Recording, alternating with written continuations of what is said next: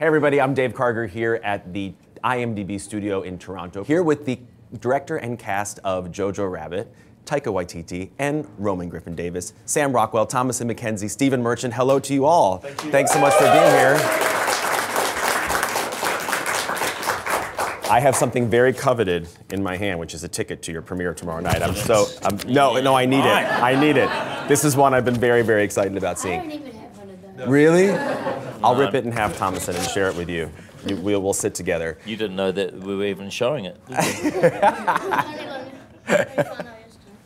Taika, take me back to... I'll take you all the way back. Where do you want to go? Okay, I want to go back to... Your mom recommends a book to you. You want to take me back to my mother's story? Yeah, why all the not? way A back? little bit. She says you should read this book, Caging Skies, by Christine Lunens. It's basically about a young boy in 1940s Vienna. He's part of the Hitler Youth. He daydreams about Hitler, and he discovers that his family is hiding a Jewish girl in their attic. Yeah. What makes you read it, which I love, and think this needs to be a movie and Hitler needs to be a character in it?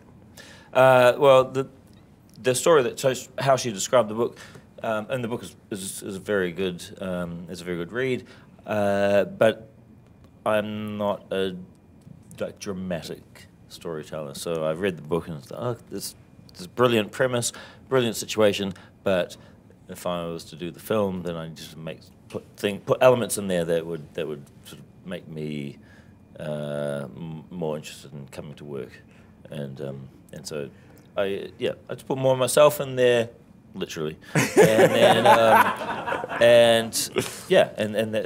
but I always do that. If you watch any of my stuff, I will crowbar myself into those films.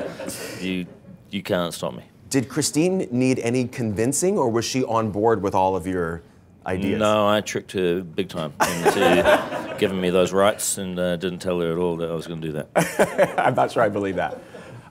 Sam, what can you do when you're in Taika's world as an actor that maybe you can't do when you're in another director's world? You know, the script is just so brilliant that, and Taika has a really good comedy compass, you know, so it's I don't know, it's just you get to say this amazing text, but you also get to play around, and he encourages you to play around, and so it's a lot of fun. Yeah, it's a lot of fun. Roman, this is your first ever professional acting job.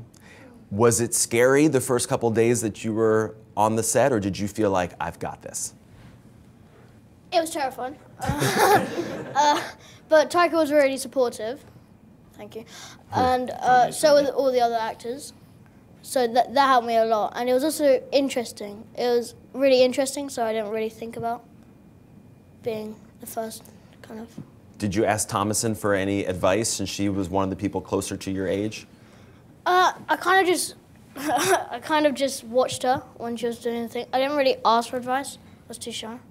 But I was, from the get-go, I was beyond impressed with Roman, with his, I don't know, he was so emotionally deep, he had such lightness and humour, and just from the get-go, beautiful. Thanks. And Thomasin, am I right that Taika wanted you to watch the movie Heathers to prepare for your character? I love that choice. I went into it, reading a whole lot of books and putting a lot of research into it and trying to be as sensitive as possible to the topic. And I got to dinner the very first time I met Taika. I sat down, I told him how I'd prepared, and he said, scrap that, watch Heathers and Mean Girls. And Mean Girls. Oh, that's so good.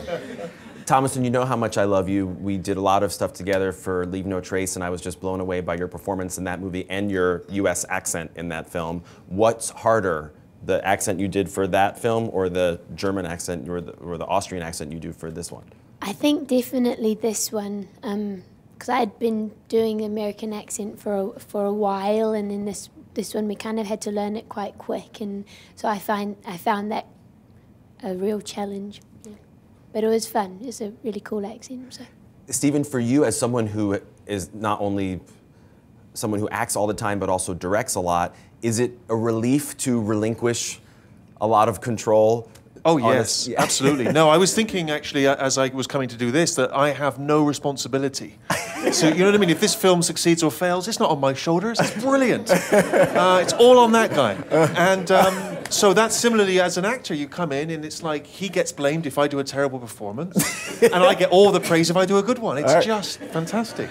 Did you ever have an urge just to kind of walk up To and play a Nazi? Always. Yeah, I've been waiting for that phone call all my career, and it's come. Did you ever want to whisper something in his ear, like maybe just move the camera over just Never. a tiny bit? No, honestly, as Sam was saying, it was just a pleasure to be on set with him, and he was, you know, he knew exactly what he wanted, but he gave us freedom to play around. My biggest anxiety was that I'm not particularly adept at accents, and so, you know, as Thomason said, it's quite hard, I think, to do a German accent that isn't just cartoony. Right. And I'd worked quite carefully with this vocal coach to I'd sort of broken all the words down phonetically in the script and kind of mastered that. Sleeping in our beds, eating our foods. I've got all this, and then he says, "Oh, and now just have fun, improvise, improvise," in a German accent. But somehow we, through careful ADR, have managed to pull it off. Was the accent as scary and daunting for you, Sam? Oh, very scary. But Use the mic though. Very scary. But I had a dialect coach, Liz Himmelstein, who's coming to the premiere tomorrow, and then we also had a dialect coach, another one on set. And I watched, you know, all the famous Nazis. You know, Ray Fiennes. Himmler. Yes. Goebbels.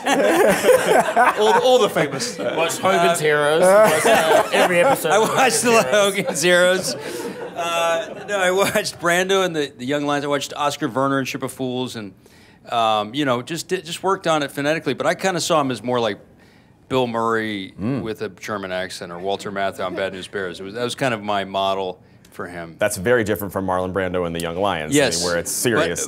Totally. Right. But the German accent was definitely intimidating. But once I got into it, it was a lot of fun. Yeah. Taika, reaction when you first saw yourself in the full Hitler makeup and costume? My reaction was like, oh my God, once in a generation an actor comes along and just changes the game and the entire landscape and everything that we thought we knew about acting. And I looked in the mirror and I was like, this is that moment, that actor has arrived. And then, you know, I've been waiting for all my life. All my life I've been waiting to see someone who was daring enough and who had just the range.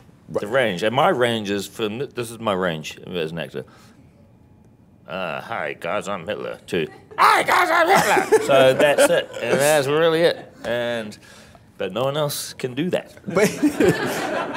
So were there moments where he's in the full costume, but as himself trying to direct you? Yes, and I think Taika has some good stories about that. And we've had those contact lenses, you and I. We had to watch. Oh yeah, no contact lenses. Here's a word of advice: don't do contact lenses. Don't go blind. don't have like messed up eyes and stuff, and that you need contacts. So uncomfortable. But I did have one a very embarrassing moment on this riverside scene with you. Roman, is it? It's Roman, yeah. Roman and Scarlett, and I was trying to communicate with the camera crew who was on the other side of this river. I was dressed up as that idiot, and I started getting really frustrated. Anyway, I started yelling across this river and at the crew, and I'm like, why can't you guys just get it right? Why can't you follow these simple orders? And like yelling at them, dressed like this, that, with the moustache and everything, in the open air in Prague, and the EPK crew was there. Oh no! Filming everything, and I went home. It was one of the most depressing moments for me shooting anything. Well, I don't know. I guess that moustache has got, you know, a certain thing where it just makes you angry. Because you look in the mirror and you're like, oh, that thing looks so dumb. It makes me really angry. So, Roman, do you remember that day? Yeah. How'd you get through it? I told you never to talk about that. Well, I mean, he didn't shout at me, funnily enough. Right. Good answer. Now, continue with the other things I told you to say.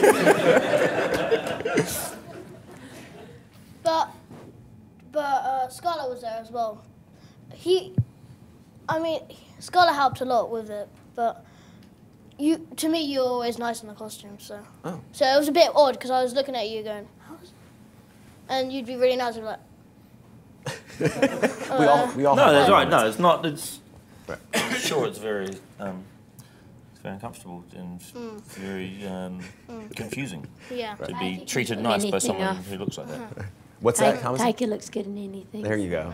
But okay, and I'm sure you talked about this before, but originally the idea was not for you to play the part. Who did you have in mind when you were writing it? This other guy, Daiga Mainiti, one of my favorite actors. Okay. Looks very much like me. We'd gone out. It was like 2011. We'd gone out to like a few people, and it was just I don't know why, but it was just very hard to kind of get this film up and running, and then I went off and made. why. You're wanna do right. comedy, You know, man. you're right. I was asking myself, I wonder why. And then eventually, I went off and made 2 other films, and then I guess I don't know what changed in the landscape out there, but it Maybe became Thor. easier. Right, I get it. Yeah.